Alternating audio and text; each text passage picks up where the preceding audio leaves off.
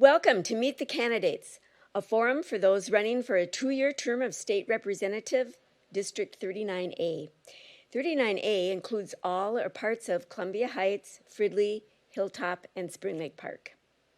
I'm Linda Rodgers of the Anoka, Blaine, Coon Rapids Area League of Women Voters who sponsor Meet the Candidates. I live in Anoka and can't vote for any candidate in this race. All candidates were invited to this event. The League of Women Voters does not support or oppose any political parties or candidates. The League does help citizens become informed voters, and we advocate for important issues that we've studied. This forum is about informing voters. If you're interested in the League, visit our webpage, LWV ABCMN.org. We invite people of all genders and young adults to join. We have one candidate in attendance tonight, and she will answer 2 introductory questions that she received in advance. The candidate not attending has sent in a response, which I will read. These introductory questions will be followed by questions submitted by the public via our website. We'll end with closing statements. Answers are limited to 90 seconds for each of the 2 introductory questions and 60 seconds for all the questions after that. Welcome to candidate Erin Koegel, who is here with us this evening. Candidate Sylvester had a scheduling conflict, and again, he sent responses to the introductory questions, which I'll read. So let's begin with the introductory questions. Candidate Koegel, what is your motivation to run for this office, and what experience or knowledge would help you serve effectively?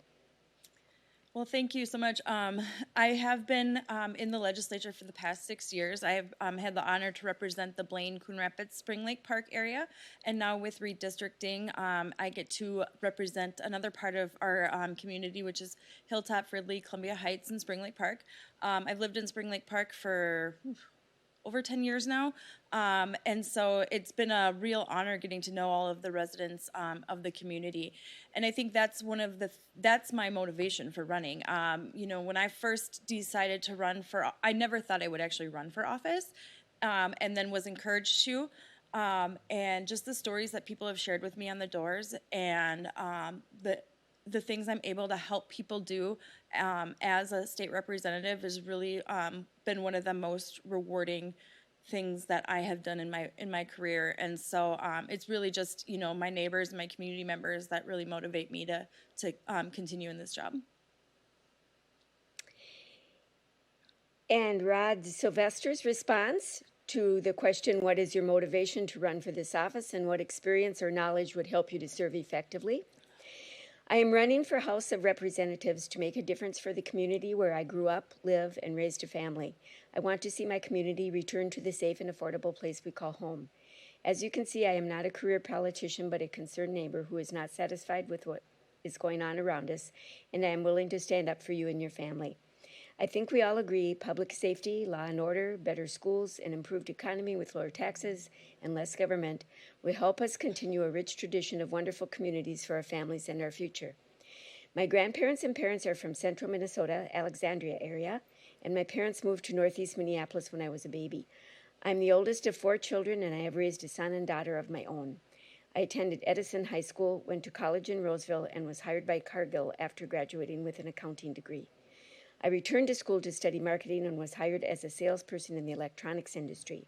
I've held many positions in sales and management and currently a regional sales manager in the technology industry. I look forward to meeting and hearing more from you on how we can make a better Minnesota. Contact me anytime. I appreciate your support, and I ask for your vote on Tuesday, November 8th, 2022. Candidate Koegel, the second question for introductions. What are your goals for District 39A's future? Well, for the past 4 years, I've served on the Transportation Committee. In the past 2 years, I have been the vice chair of that committee. And living right along University Avenue here, I see the traffic and the pedestrian issues that we face, as well as on Highway 65. And so one of my main visions has been to transform this corridor to a safe place for people on transit, cars, biking, walking, however you choose to get around, that it's safe, accessible, and gets you to where you need to go. And so that's been one of my main focuses. I've also been on the Opioid Epidemic Response Advisory Council, and I see that as making sure that we get support out to people in our community who really need it. And so, working on the opioid issue has been one of the biggest, has been a really moving experience for me, hearing everything that our community has been going through and the organizations that are out there to help within our community. And so I really I want to hear from the residents of the community on what their vision is, because it's not ultimately my vision, it's what our community wants how our community wants it to look. We need to talk to our neighbors, and I'm really just your voice at the Capitol. And so I always welcome input, and I want to know what you guys want to see in our community. And candidate Sylvester's response to the question, what are your goals for the future of House District 39A? My goals are to use my business experience to help the people of Columbia Heights, Fridley, Hilltop, and Spring Lake Park. I have learned from my years of business experience that you need to work with all people, find common ground, discuss options, build consensus, and work to achieve goals that help all people. I want our communities and schools to be safer. I want our children to get the best education to prepare them for success in their adult lives. I want all families to have a better economy with lower prices for food, gasoline, utilities, and lower taxes. I will work with all members of our communities to make House District 39A the best it can be for all people. Please visit my website at www.rod4house.com. That is rod, the number 4, and house.com. Thanks for your time, and please contact me with any questions. Rod Sylvester.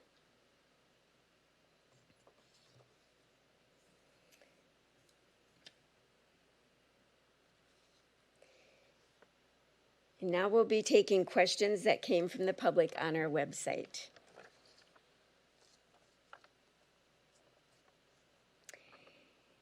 Candidate Koegel, I think you addressed this a little bit in your opening remarks, but are there issues unique to House 39A that you'll push the legislature to address?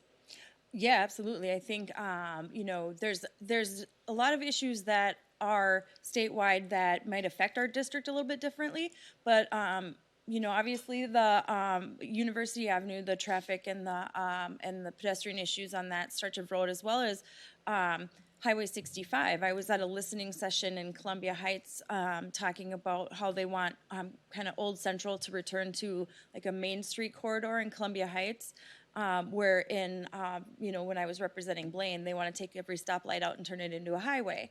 And so it's just really neat to hear the different perspectives. And so, yeah, each district is different. And so that's why I spend as much time as I can at community events, and knocking on doors to really find out, what are the problems and what is unique about our district, and what can I do to help remedy those issues. If elected, what committees would you ask to be appointed to? I know you touched on that a little also, and why? The number one is transportation. It's kind of funny, when I first got elected, I just asked to get on transportation because of the issues in the area, but it has become one of the committees that I get the most excited about. Transportation touches our lives every day, whether we're going to the grocery store, taking a long road trip, or even just sitting in our basement working from home and getting our mail and Amazon delivered to us. And so it's one of those things that I really want to serve on transportation and figure out how we can make an impact, not only in 39A, but throughout the entire North Metro. And then I'm really also interested in the climate committee. I think transportation and climate really impact each other. And so that is one that that would be a new one that I would try and get on this year. I very much enjoyed commerce, which, is another thing I never thought I would say, but I enjoyed the commerce committee, so I'd probably try and get back on that one as well. And then maybe, try a new one. We'll see. In an essay in the September 5th Star Tribune, officials from 17 municipal organizations urged state leaders to work to, quote, finalize supplemental budget and tax bills, the development of a capital investment bill, and other critical unfinished business.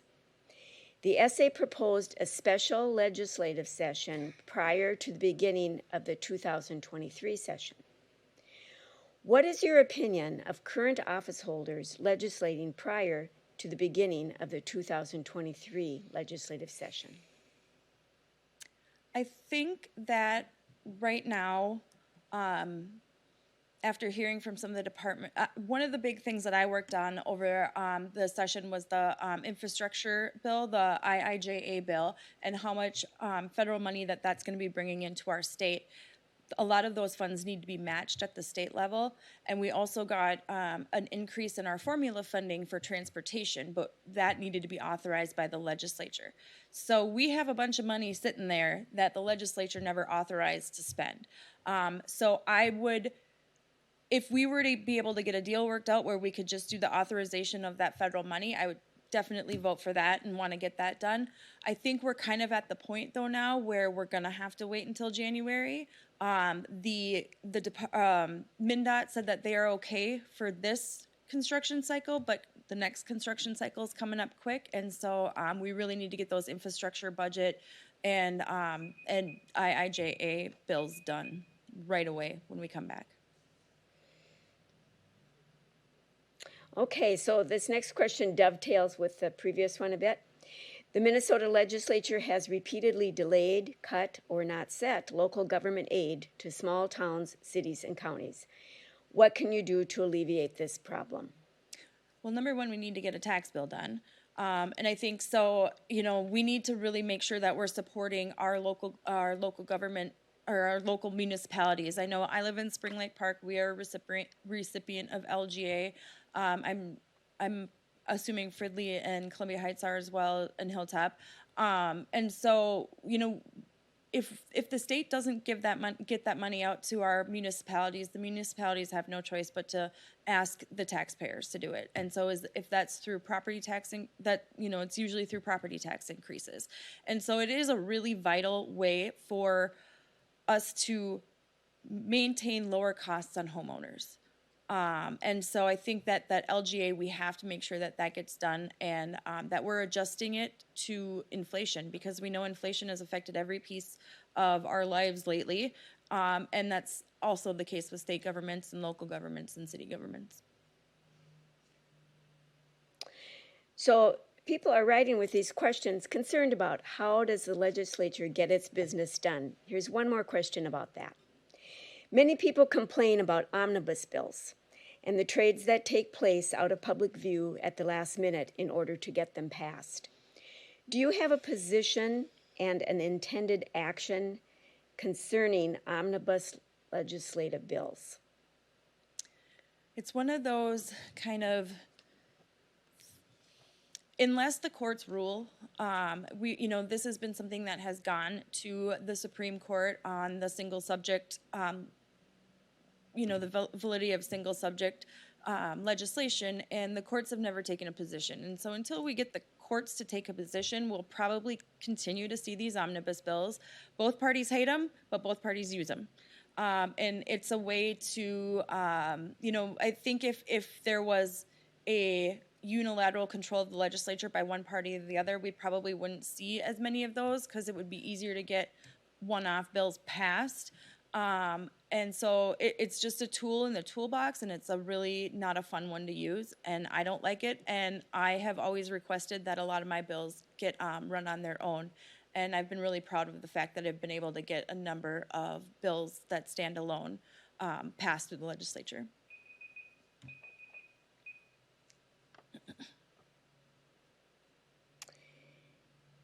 Given the recent Supreme Court ruling regarding Roe versus Wade, state legislatures may be enacting new laws regarding women's reproductive health issues, including access to care. What measures, if any, do you think the Minnesota legislature should enact regarding women's reproductive health?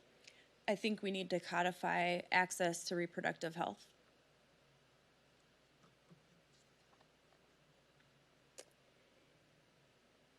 Switching gears, this writer says, partnership with Anoka County is important. Much of Anoka County District 7 lies within Senate District 39A. Oops, that should be House District 39A. How will you work with the commissioner for District 7? Well, I already have been working a lot with the commissioners, so I know that there's two that lie within my district. The current commissioner for the Fridley side is Mandy Meisner, and I know her fairly well. And then the one that is open seat is another side of the district too. And so, I've always worked pretty well with the Anoka County commissioners. I feel like we've been a really good partner, especially when it comes to transportation issues. And so, I make it a point to make sure to reach out to them. They make it a point to reach out to me. I work great with the county engineer as well, which is really important on transportation issues. And so, I think that so much of state resources also run through the county, and so we need to make sure that we have those, those relationships and open communication lines. Many citizens are concerned about increased gun violence in our communities. What legislation, if any, would you support to help reverse this trend and respond to citizens' concerns? I'm proud to have voted in the past for the universal background checks and for red flag laws. I believe we voted on those about 4 years ago in the Minnesota House. Those are two common sense pieces of legislation that I think we can, that we would be able to move forward. And I think there's a lot of support out there for that. But there's also, other pieces that we can make having a gun in your home safer, like making sure that there's safes or, trigger locks and things like that. That people have access to, and then education also around making sure that you're securing your weapons and not leaving them out for children to get. And so there's some common sense things, but the two things that I'm very proud to have supporting was universal background checks and voting in support of red flag laws. What do you think are the strongest aspects of voting in Minnesota? And or what do you see as weaknesses that need to be addressed by the legislature? I'm sorry, address witnesses? What was that? Yeah, well, basically, what are the strong aspects of voting in Minnesota? What are weak aspects? Is any legislation needed? Yeah, well, I think the number one thing that I would like to see is that people leaving incarceration, as soon as you leave incarceration, you get your vote restored. I think that's one of the things that really helps people feel that they belong in their community and they have a say in what happens in their community. I think that Minnesota has one of the strongest elections, election security in the country. And we have same-day registration. We always have the highest voting turnout, and it's just something, to be proud of. And so I really want to make sure that we're reducing the barriers to voting. I think that I love the mail-in voting. I think that is such a great thing to get people who normally might not venture out to go vote. It's so easy. Just have it mailed to your house. You can track it online. You can see if your vote's counted. And so I'm hoping that we can protect the system that we have. What will you do to help alleviate the teacher shortage in Minnesota? I think this can be said about all public service, whether it's teachers, whether it's police, firefighters. We're asking our public servants to do more and more with less and less. Our teachers are being overwhelmed, overworked. This weekend, my daughter, who's 3.5 years old, she just started preschool. Her preschool teacher was emailing me at 10:30 on a Saturday. And I really want, I don't want these teachers to feel like they have to email us at 10:30 on a Saturday night. We need to make sure that we get work-life balance for these teachers. I think that's one of the biggest things that I've been hearing. I have a sister-in-law who is a special education teacher in the Mounds View district, and we need to make sure that we're supporting them. That's all they're asking for is support. They want more people in the classrooms. They want their kids to have full bellies, and they want the resources that their kids need in the classrooms. So we need to make sure that we get that to them. Okay, now we're jumping here to the connection between state and national. The National Popular Vote Compact is an effort to persuade state legislatures to enter a compact to cast their state's electoral college votes to the presidential candidate who wins the popular vote of the entire country. If such a bill were submitted in Minnesota's House, how would you vote and why? I don't know. I think that would be something that I would, have to learn more about, figure out what states are doing it, what states aren't doing it, what are the pros and cons, because that's something that, I'm not real familiar with, and I would want to learn more for sure. So I can't tell you how I'd vote right now. What policies will you pursue to end systematic racism in our criminal justice system? I actually, a couple summers ago, was appointed by the Speaker for the Select Committee on Racial Justice in the House. And, I thought I had a good understanding. I try and, step back and listen as much as I possibly can, especially on issues where I have no experience and probably never, I never will be able to. And so through that process, I learned that we can't put one policy in place to fix issues of racial injustice. This is a systematic thing that goes over every single aspect of our lives. And so when we're looking at any policy, whether it's environmental, whether it's education, whether it's public safety, whether it's transportation, we have to look at it through a lens of racial justice and equity. And so, that's one of those things where I can't tell you if there's a magic bullet, but we have to, we have to listen to our community and let them tell us what they need. There's just one more question before your closing statement. Have you ever belonged to an organization that supports the overthrow of the government? No. And now it's time for your closing statement. Well, I just really want to thank you guys for the opportunity for allowing me to be here. Like I said, it's been an amazing 6 years representing District 37A, and I'm really looking forward and hoping that you'll send me back to St. Paul as the representative for District 39A. Like I said, I've been up there, and it's been some of the best work that I feel so honored to be there. I love the relationships that I've made with my colleagues on both sides of the aisle. I love the relationships that I built with the constituents and people in our community. And it's really made me feel a sense of belonging here and kind of a little protective of my community. Maybe that's the mama bear thing, but I just love talking about the area and the people and what we need up here to thrive, because we can thrive. And, the door knocks that I've been doing people have felt pretty good about the community. And so I want to make sure that we continue that and that we, make it better for everybody. Thank you, Erin Koegel, for speaking to voters about issues and for running for office. Thank you also to candidate Sylvester for sending responses and for his running for office as well. Thanks to the City of Fridley for their video production. And thank you, viewers, for your interest in becoming informed about this election and the candidates. As we move through the election season, link to all our local election forums at LWVABCMN.org, as well as the Fridley channels and YouTube. If you have questions left unanswered by the forum, contact the candidates directly. There are a lot of races on this year's ballot, and redistricting has taken place. When I previewed my ballot, I was surprised at how many races there were to vote on. You might want to preview what will be on your ballot. You can do so by going to mnvotes, with an S, votes.org, mnvotes.org.